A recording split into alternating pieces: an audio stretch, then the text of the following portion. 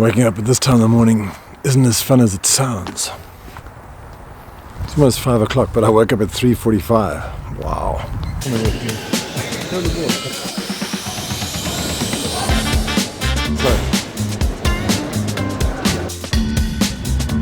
That is securely fastened, located and folded on the avião. A sua bagagem de mão deverá ser guardada no compartimento.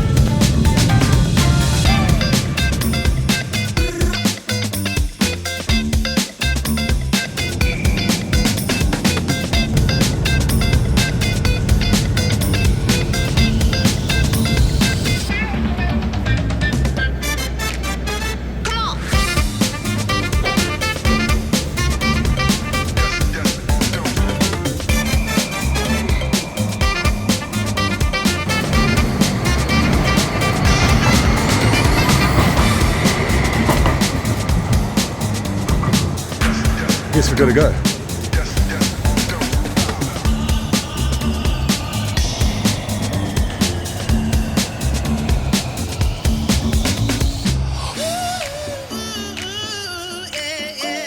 So if you're contemplating coming to Portugal, the first thing that you really need to think about is your visa.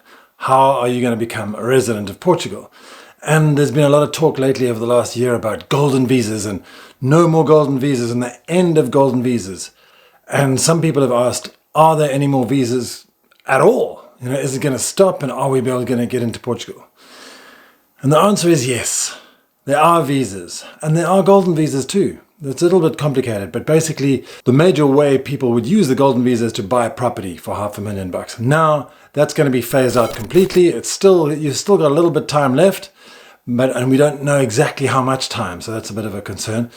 But you will be able to get a golden visa through a fund.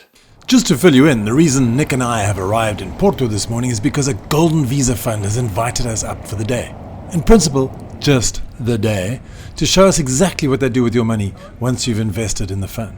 But first things first, breakfast. And what better place to have that breakfast than brunch paradise itself, Zenith.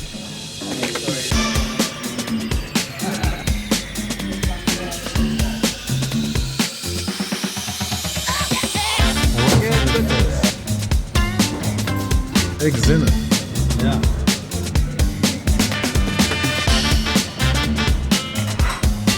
We're just hanging out in the Zenith.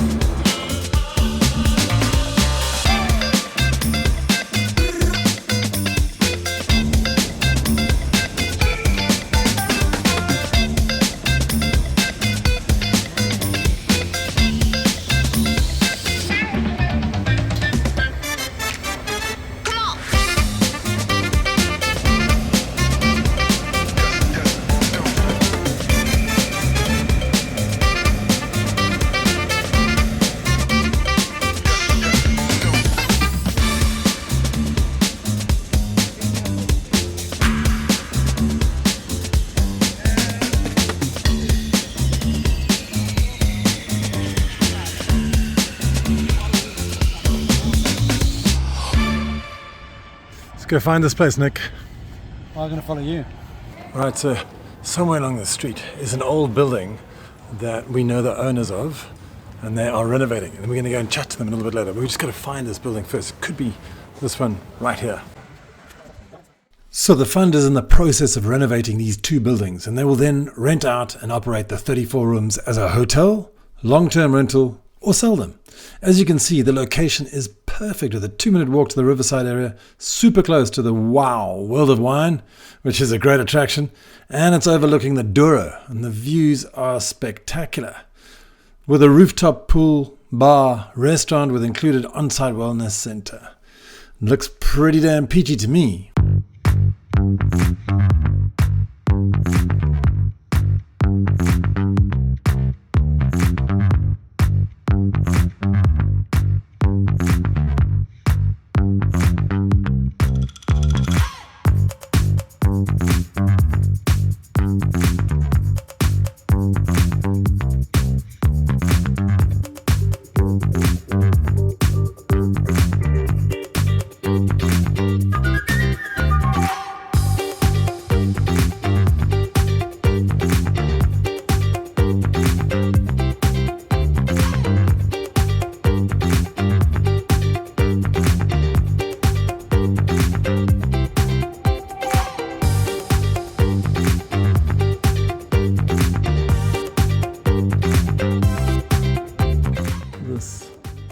is the television. Amazing.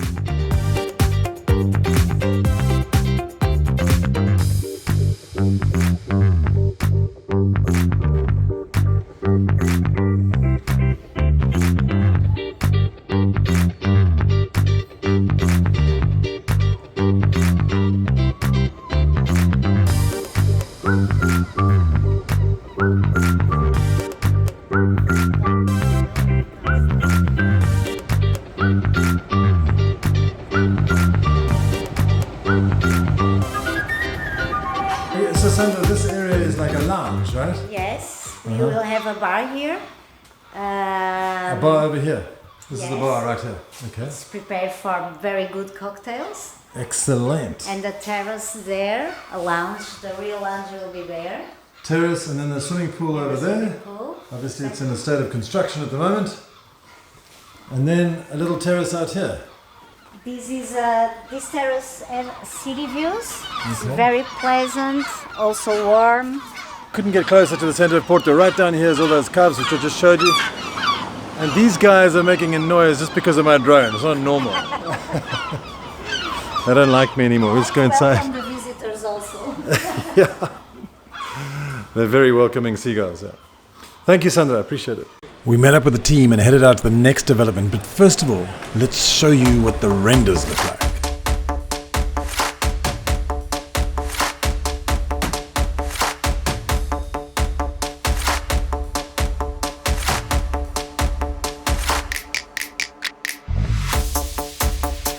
So here it is, Riviera. So an amazing location.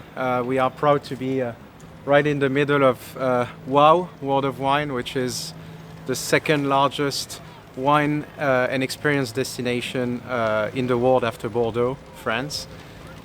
It's the cultural center of the city of Porto and probably the cultural hub of Portugal. And the project is just incredibly well located, walking distance from the historical center and from this amazing area. And it's the only approved rooftop bar and swimming pool in the city of Porto. And as you can see and imagine, it offers absolutely unique views on the city, its historical center, the sunset, and of course the Douro River. Amazing. Yeah. Can't wait to go for a drink there. Yeah, I mean, let's do it as soon as today. Yeah.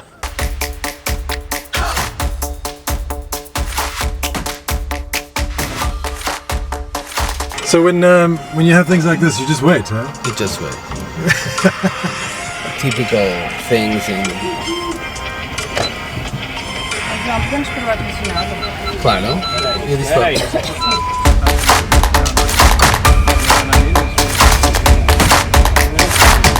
So Alex, tell us a little bit about Canidelo. So Canidelo, you know, in real estate, usually you are recommended not to think about too much your emotions and to think about the business component most and foremost. But Canidelo, was really an emotional investment and an amazing joint venture with the current owner of the land. It's almost 10 hectares. It's a farmhouse in the middle of the city in one of the most up-and-coming areas of Porto, which is Canidelo. And when we visited the land, they were like wild horses running free inside the land. It's really an exceptional location. Fantastic. Can't wait to see it. And the whole team just came together with very out-of-the-box thinker for the architecture, who came up with unbelievable ideas, and the current owner, which just wanted also to be involved in the development, but just needed the know-how and the resources and the different technical teams to make it happen. And So what are you building there? How many rooms? so it's going to be actually only 65 apartments, still to be determined, between 55 and 65 units, only on a small area of the land, and we're going to leave the rest for nature. So Excellent. there's an inclination to the land, there's a lake, and the idea is to really have nature blending with architecture in the least impactful way possible.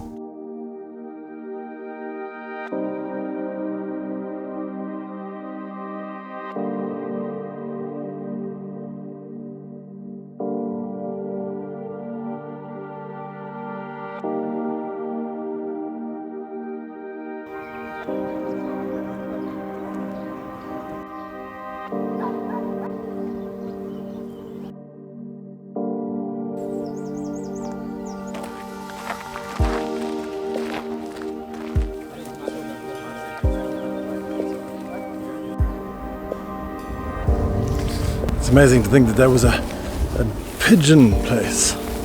Pigeon home. Pigeon homes aside, let's take a look at some of the details of this project and the 3D renders.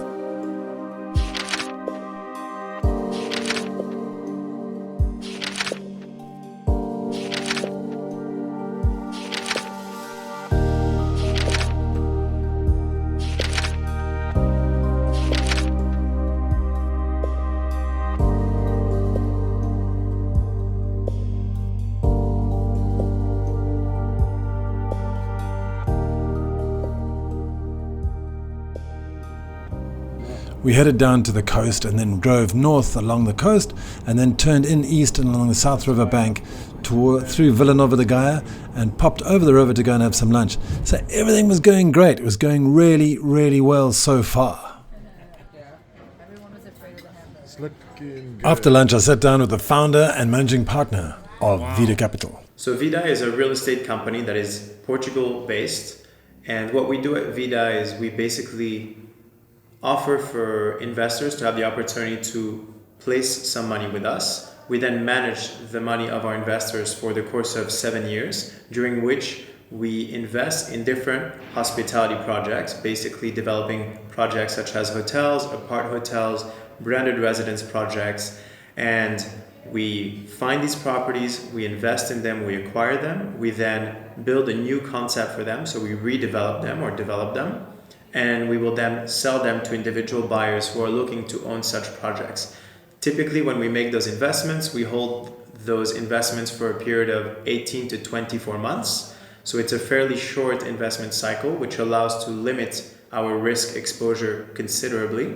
And we then reinvest that return, so the principal and the gains, we reinvest that for a second cycle of investments and then a third cycle of investments, which all fit within this 7-year period.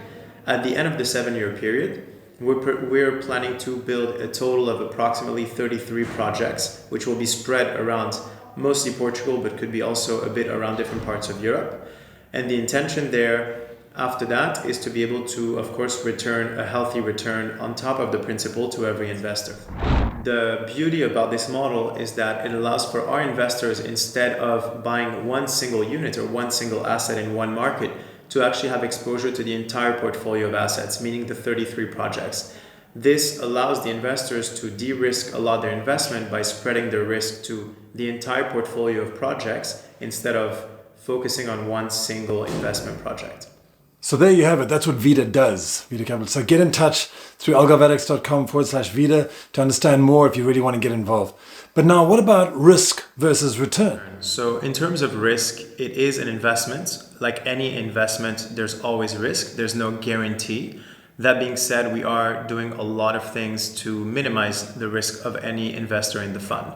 One of the first things that we're doing is we've partnered up with Stag, which is a regulated fund manager in Portugal, which is one of the most well-respected fund managers, working with a lot of very well-established funds in Portugal. The second thing we've done is that we've hired Deloitte to do our auditing. They're a third-party auditor doing our auditing ongoing. On top of that, there's CMVM, which is the regulator in Portugal of all funds that is doing the validation of every single transaction, whether it's an investment or divestment that's happening in the operation of the fund. Additionally to this, we have equipped ourselves with a very strong team of partners, but also team members in the organization who have extensive experience in the industry. And what we're pushing to do is we're basically offering a very attractive return as well, which is we're offering the option to double the money of our investors over the course of 7 years, meaning they would invest 500,000 euros today. We would manage their money during the course of 7 years, after what we would be able to offer them 500,000 of principal back, of course, but also 500,000 of capital gains. We have two classes of shares, Class A and Class B. They offer different returns. Class A has a minimum ticket of 200,000 euros, and that comes with an 11% return a year. That is basically doubling your money over the course of 7 years. Class B, on the other hand, comes with a minimum ticket of 1 million euros, and that is coming with an IRR, so annual return projected to be above 15% annually. The Portuguese property development industry seems to be going crazy at the moment. Is this true? Absolutely. I mean, When you look at the value proposal of investing in Portuguese real estate compared to places like Florida or California, which I think are our main competitors nowadays, you're getting for a much lower price point a great product. It's safe, it's cosmopolitan, infrastructures are absolutely amazing, arguably some of the best in Europe. Education is great, free healthcare. I mean, there's a lot of things that come along the investment that you do in Portugal, besides the fact that it's super cost effective compared to other places in Europe or America. Mm-hmm. Thanks for that, guys. That was super informative, and it was great to meet all of you, and we had a fantastic day out. Bom dia, olá, tudo bem? Boa tarde, desculpa. The work was over. We just had to pop in to see Josh from Expats Everywhere, and then just catch our flight back. It was what could be simpler.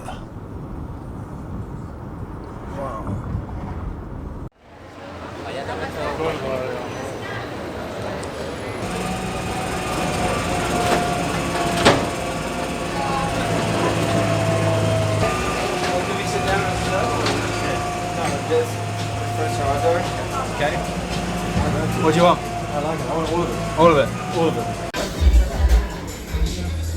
It was just because we didn't have dessert.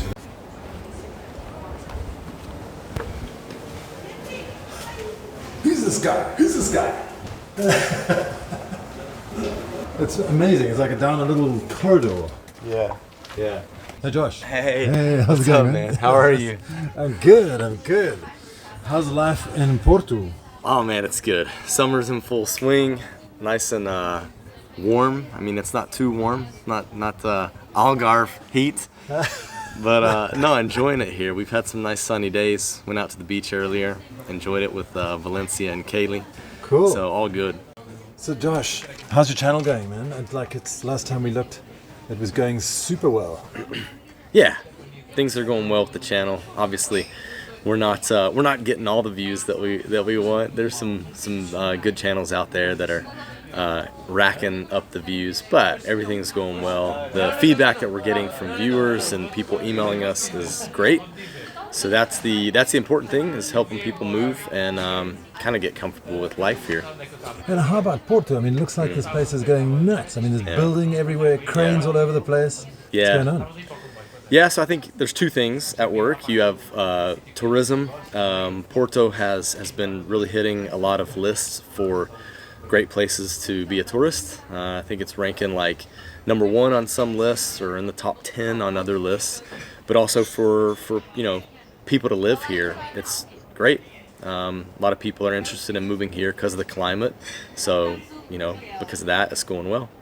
Fantastic. Well, best of luck, and it's so cool to bump into you again. Yeah, it's great to see you. We did a vlog not long ago about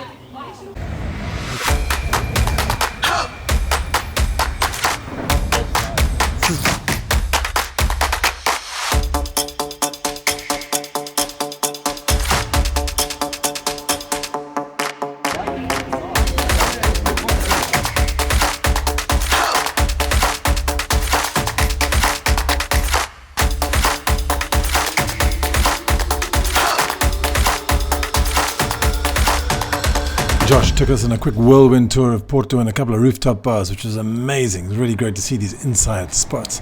And then he suggested we go and get a pizza at this real local spot. And it was phenomenal.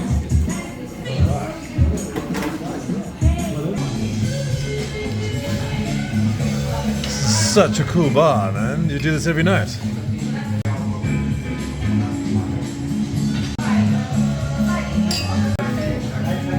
Sorry.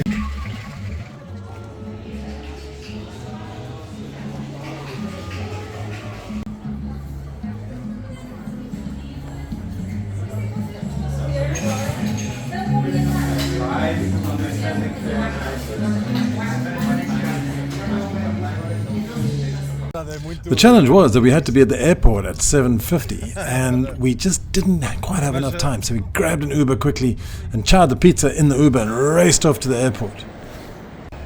After all that rushing, our flight was delayed and delayed and delayed, and eventually at 10 to 1 in the morning we had to look for a place to sleep. And the only place to sleep were these uncomfortable spots in the middle of the airport, these seats. And flight information was set for 4:45 a.m. the next morning, so it was a dreadful night, horrendous, hardly spoke at all. Come up to Porto for the day, they said. It'll be fun, they said. Yeah, I mean, it normally is really easy to get up and down to Porto. It's like a 45-minute flight from Faro to Porto. It costs about $60 depending on the time of year. And it's easy as pie. Go up for the day, come back. Not tonight.